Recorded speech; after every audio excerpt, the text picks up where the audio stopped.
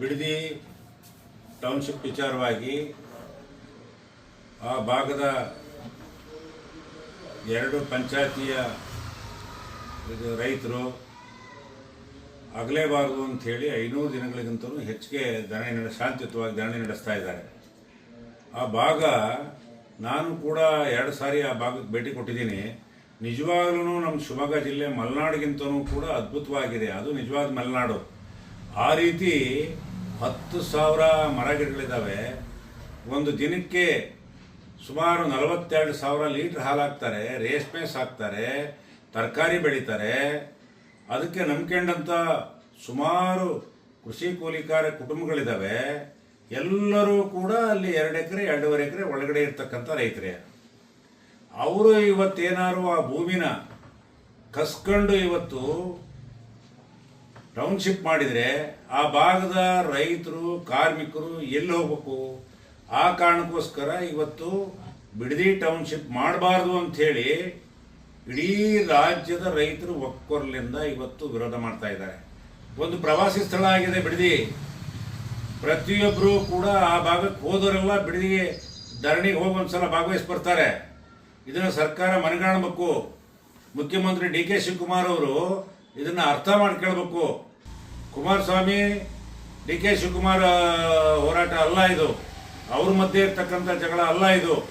ಇದು ರೈತರ ಮತ್ತು ಸರ್ಕಾರದ ಮಧ್ಯೆ ಇರ್ತಕ್ಕಂಥ ವಿಚಾರ ಇದು.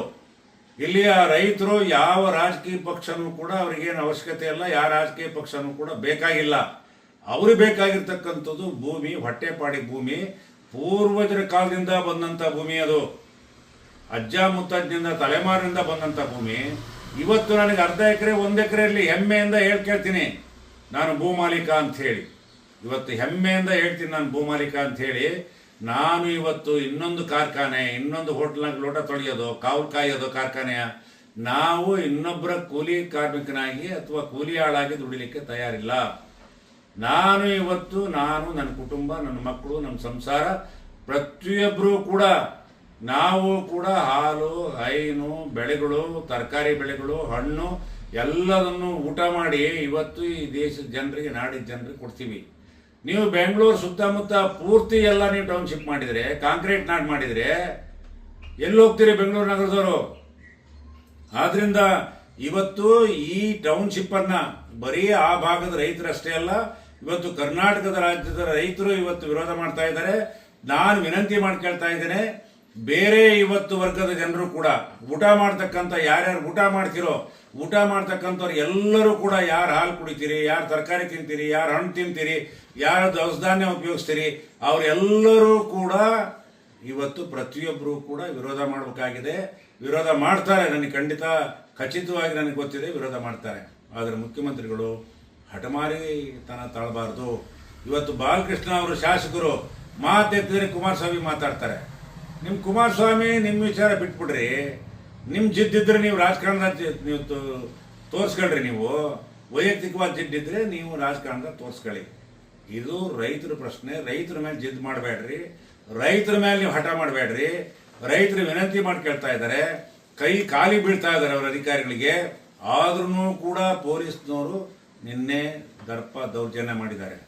ನಾವು ಕೂಡ ಅಲ್ಲಿ ಭೇಟಿ ಕೊಟ್ಟಾಗ ಅವ್ರಿಗೆ ವಿನಂತಿ ಮಾಡ್ಕೊಂಡಿದ್ವಿ ರೈತರಿಗೆ. ರೈತರು ಯಾವತ್ತೂ ಕೂಡ ಸರ್ಕಾರ ಬೇಕಂತಾನೆ, ಪೊಲೀಸ್ನವರು ಬೇಕಂತಾನೆ ನಿಮ್ಮನ್ನು ಕೆಣಸ್ತಾರೆ, ನಿಮ್ಮನ್ನ ಬೀದಿ ಬರಂಗ್ ಮಾಡ್ತಾರೆ, ನಿಮ್ಮನ್ನ ಹಿಂಸೆ ಬರಂಗ್ ಮಾಡ್ತಾರೆ. ನೀವು ಯಾವ ಕಾರಣಕ್ಕೂ ಕೂಡ ತಾಳ್ಮೆ ಕರ್ಕೋಬಾರ್ದು. ಶಾಂತಿಯುತವಾಗಿ ಹೋರಾಟ ಮಾಡಬೇಕು. ನಮ್ಮ ಸಂಯುಕ್ತ ಹೋರಾಟ ಕರ್ನಾಟಕ ಮತ್ತು ಕರ್ನಾಟಕ ರಾಜ್ಯ ರೈತ ಸಂಘ, ಇಡೀ ಕರ್ನಾಟಕದ ರೈತರು, ಎಲ್ಲ ವರ್ಗದ ಜನರು ನಿಮ್ಮ ಪರವಾಗಿದ್ದೀವಿ. ನೀವು ಭಯ ಪಡ್ತಕ್ಕಂಥ ಅಗತ್ಯ ಇಲ್ಲ.